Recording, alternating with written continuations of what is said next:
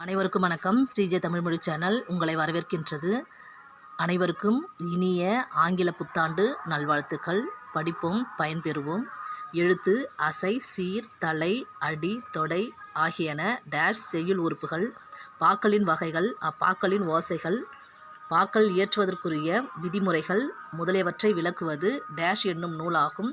யாப்பெரும் கலக்காரிகை. தமிழ்ச் செய்யுள் வடிவங்கள் பெரும்பாலும் டேஷ் அடிப்படையாக கொண்டவை. இசையை பா இயற்றுவதற்குரிய எளிய வடிவமாக டேஷ் பாவை கூறலாம். ஆசிரியப்பாவை. ஆசிரியப்பாவிற்குரிய சீர் டேஷ் ஆகும். இயற்சீர். ஆசிரியப்பா டேஷ் ஓசை கொண்டது. அகவலோசை. ஆசிரியப்பா டேஷ் வகைப்படும். 4. நேரொன்ற ஆசிரியத்தலை எனப்படுவது மாமுன் நேர்.